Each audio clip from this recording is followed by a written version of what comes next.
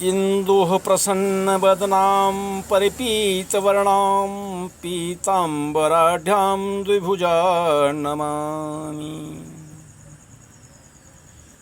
हम उस मिट्टी के वृक्ष नहीं जिसको नदियों ने सींचा है, हम उस मिट्टी पे तने खड़े पत्थर से पानी खींचा है।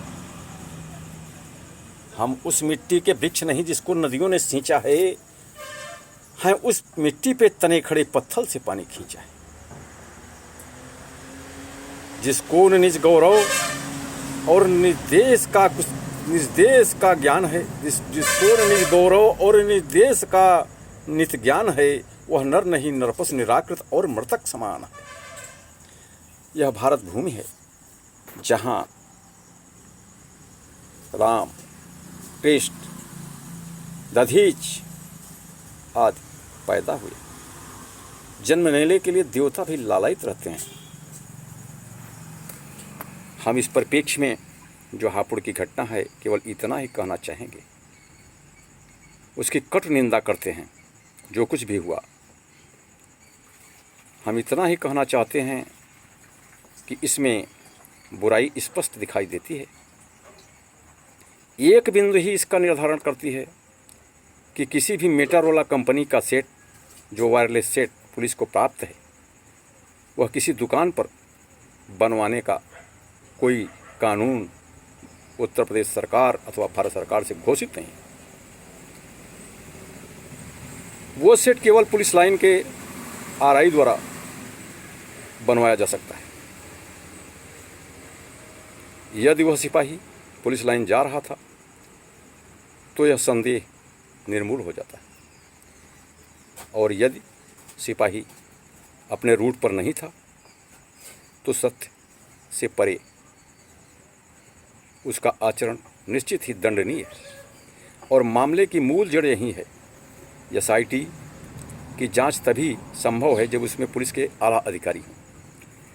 तो पुलिस के आला अधिकारी कम से कम एडीजी स्तर के ही होने चाहिए, क्योंकि उन्हें हर बात की जानकारी है कि पुलिस किस रूट पर किस समय जा सकती है, कहाँ नहीं जा सकती।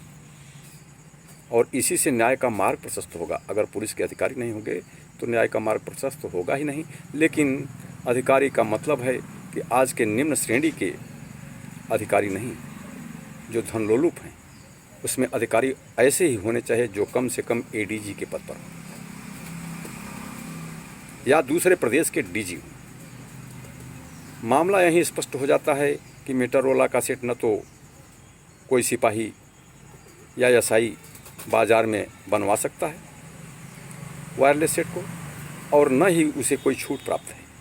अगर सेट खराब होता है तो रेडियो आरआई के पास जाता है और रेडियो आरआई उसकी मरम्मत करा करके नया सेट देते हैं।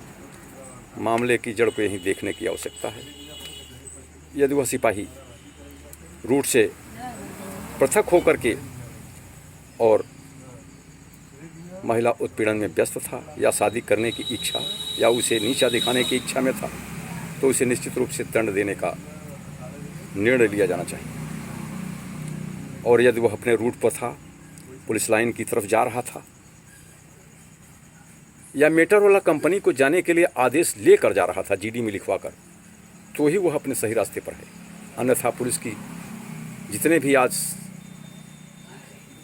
निम्न श्रेणी के अधिकारी हैं, वे सरासर असत्य का प्रयोग करते हैं और उनकी जीडी 4 से 6 घंटे रुकी रहती है, कुछ भी लिख लेते हैं।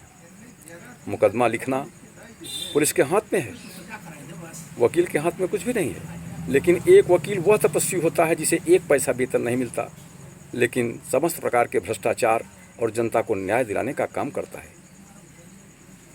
इसी वकील के विद्या को पढ़ करके माननीय न्यायमूर्ति बनते हैं। लेकिन हास्यास्पद है भारत में कि न्यायमूर्ति महोदय लोग उस अपने परिश्रम के पीछे आने वाले के भूल जाते हैं कि कितने परिश्रम से, कितनी तपस्या, कितना त्याग करने के बाद एक वकील बनकर आदमी अपना जीवन यापन करते हुए और जनता को न्याय दिलाता है। इस बात को देखने की नितांत आवश्यक है। भारत वह भूमि है जहाँ नारी को आदर्श माना जाता है। तलाक की व्यवस्था नहीं थी, लेकिन आज की विभत्स राजनीति का यह उदाहरण है कि यहाँ नारी का कोई सम्मान नहीं है, नारी पुरुष के साथ काम कर रही है। ये पाश्चात्यीकरण बहुत बुरा है। हम अपने शब्दों को विराम देते हैं, लेकिन अगर एसआईटी में मुझे रखा जाए तो हम निश्चित रूप से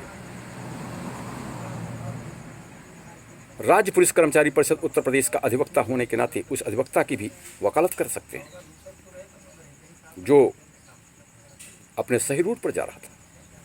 अगर वह गलत रूट पर था तो हम यह वचन देते हैं भारत माता को कि हम उसकी वकालत आजीवन नहीं करेंगे और न ही उसे छुड़ाने का कोई कार्य करेंगे। यदि वह अपने रूट पर पुलिस लाइन को जा रहा था और उस रास्ते में पुलिस लाइन आए तो हम निःशुल्क उसकी वकालत करेंगे, चाहे मेरी जान चली जाए। क्यों?